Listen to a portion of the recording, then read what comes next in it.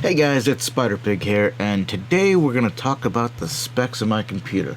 As you can see, I get this question quite often. What are the specs of my computer? What are the specs of my computer?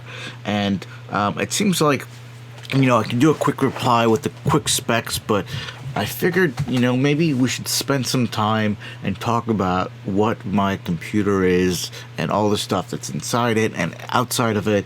And that way you guys have a video I can kind of reference every time people ask me, what are my specs? What are my specs? So let's start with the computer itself. I recently, about 2 years ago, did the last update to it, where it's at right now, and I knew I wanted to upgrade it for VR, and VR had very specific minimums that you kind of needed, and I wanted to go just a little bit above that. But when it comes to computers, the first thing, I kind of looked at was the tower that I wanted to build around basically, and I chose the NZXT S340 Glossy white steel ATX made tower case, and I chose this for a couple reasons. First of all, it looks really nice. It kind of has a shiny look to it, even though you really can't see it most of the time because it's in my cockpit and kind of hidden. And the airflow about it is really nice as well. The way they kind of designed the airflow inside of it was really well done, and I kind of like that. And it had really good reviews, which I will say a lot in this video because that's usually how I kind of look at things, of how they're reviewed by other people. And I look at both negative and positive reviews, and I kind of make my own decision.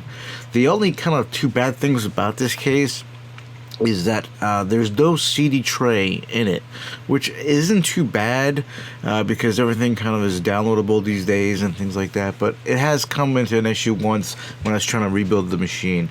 The other thing is it has no reset button, which isn't too bad as well, but you kind of work around it. So no biggie there. Okay, so then we move on into the motherboard itself, and I have an MSI Gaming Z97 Gaming 5 LGA 1150 Intel blah blah blah motherboard. A nice picture of it here. One of the reasons why I got it is because it's highly rated. I mean, it's had really great reviews, and it's PCIe 3.0. My old motherboard was PCIe 2.0, and while the people will say you're not really losing much with the graphics card for it, but I wanted to kind of be ahead of things and just kind of get it. And it does come up with a lot of connections. One of the things I didn't like about this motherboard was that it didn't have an optical out, even though it touted like this great audio system, which I don't even use. It didn't have an optical audio out, which I need for one of my headsets, the Astro A40. But I was able to get around that using USB, so it's not too bad. It is a really nice looking motherboard. It has a lot of cool features for overclocking, things like that, so it's really nicely done. The other thing is, obviously, for the chip itself, I went with an Intel Core i7 4790K Devil's Canyon quad core 4.0 gigahertz. The reason is because I love the i7 line. First of all, I've always kind of used i7s, and I love the fact that I can overclock this really nicely and really easily if I wanted to. Right now, I don't have it overclocked. Usually if I go to overclock my old one, I did have overclocked, and I take a good week or so to kind of overclock a CPU and make sure I can get into the ranges I want it, and it works nicely, and it's kind of in kind of a good settings. But I haven't had time since I upgraded to kind of sit down and do that, and I really don't need it for the stuff I do right now, so it hasn't really come into effect yet. Now with that, I also have the G.SKILL TridentX series 16 gigabyte RAM, which is running at 1866 megahertz. I think it's megahertz, yeah. DDR3 RAM. And one of the reasons why I didn't go to Skylake Intel chip is because I would have to upgrade my motherboard and upgrade the RAM. So I figured, alright, let's just stick with DDR3, which is what I had on my old machine, and it's pretty fast RAM. It looks really cool too, and again, it is highly rated, so I really like these RAM sticks. I might go to 32 someday. I don't know. I really haven't found a need for it yet. It depends what I do, I guess, in the future. If I do decide to increase them, but most likely in the future I will probably go to Skylake Intel design or better, and probably have to upgrade to DDR4 anyway. Now, I do have this Corsair Air Series AF 140 blue LED quiet airflow fan. I like the color blue, and it kind of just helps with the airflow. It's a very simple fan, nothing too dramatic about it, and it is quiet. And with my gaming rig, I like a quiet rig. Now, for cooling, I kind of went over the top. I got the Corsair Hydro Series H105 Extreme Performance 240mm liquid cool CPU cooler. First of all, it had amazing reviews, and it is way over an overkill for what I need it for. I don't reach anywhere near the levels that, I will even come close to overheating my CPU. But again, if I do want to overclock it, it will keep it very, cool CPU. On my old machine, I when I bought this, I was really hitting the range of temperature that would not be safe with my old cooling system, and when I put this in, I got nowhere near that range. I mean, I could have taken it even further. So that's kind of the guts of the computer. Now, for the graphics card, I have an EVGA GTX 980 with 4 gigabytes of video RAM.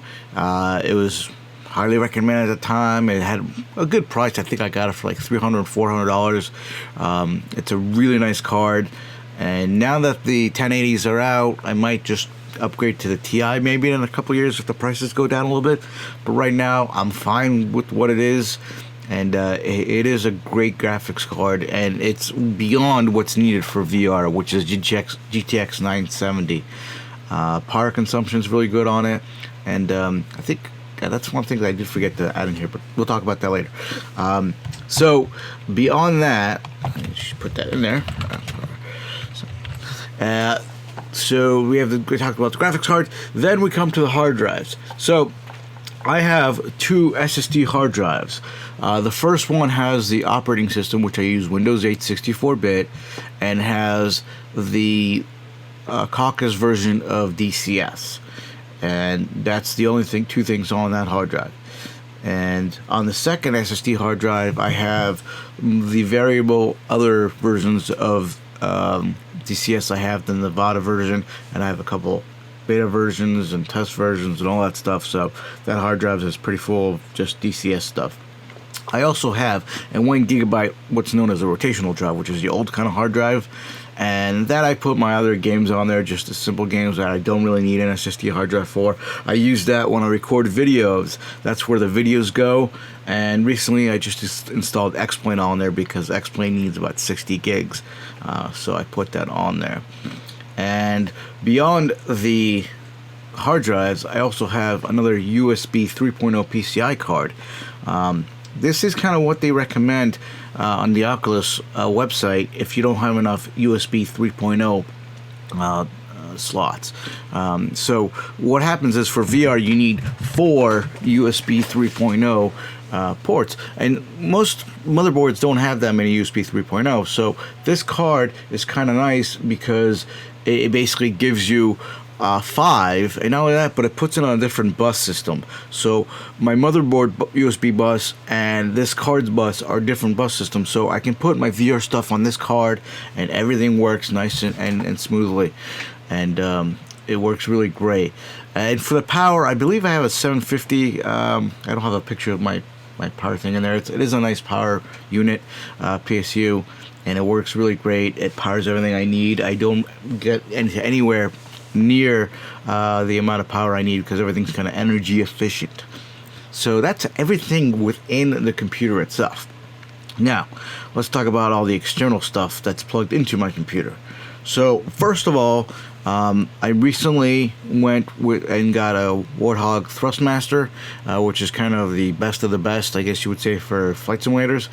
And before that, I had 2 different systems. I had the Saitek X65F, which I really, really like, and the Saitek X52 Pro. The reason I had 2 different systems was because when you're flying things like helicopters, the X65F doesn't actually move, so it's really tough to fly a helicopter with a stick that doesn't move and uses force movement kind of stuff. So when I had the two different systems, I'm like, you know what, I want to consolidate. So I went to the Warthog, and it kind of condensed my controllers from two different controllers into one, which I really like. Then on the floor, I have the Saitek combat control pedals, which again, I think it's any flight simulator person will tell you it's probably the best one out there. And it is mounted to my floor, and I used basically Velcro just to keep it straight, and it feels great on my feet. I have no issues with it. It works great. It has a good range. I can actually set the tension on it. It works pretty nicely. Now for my home cockpit, everything is controlled by USB controllers, and it's a GP40MAx USB controller, and I get them from GroovyGameGear.com. And I have about 5 or 6 of them, and each panel uses pretty much their own USB controller. I believe they can have up to 32 individual buttons on them, and then you can also actually create joysticks and stuff like that with them. They're very nice, very easy to use. I highly recommend them, and I use them in all my projects for my cockpit. And then we come to the Oculus Rift. I have both the DK2 and the CV1. I don't use the DK2 anymore. I use the CV1. I definitely think it's kind of the future of gaming, virtual reality. I've been looking at different kind of things besides, not just flight simulators, but different games and social aspects of Oculus Rift, and it is really cool just to see where they're going with that.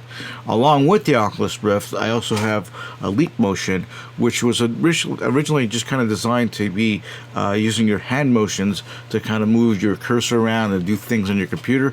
But with the Oculus Rift, it actually lets you kind of detect your hands and use your hands in games and things like that.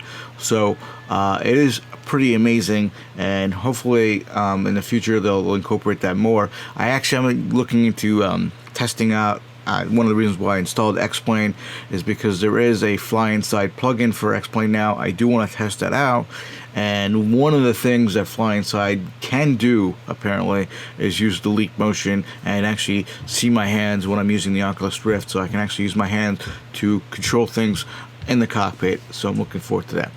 So that's everything on my computer. That's all my specs. I hope you guys enjoyed that. If you have any questions, leave a comment below, and I'll see if I can answer them.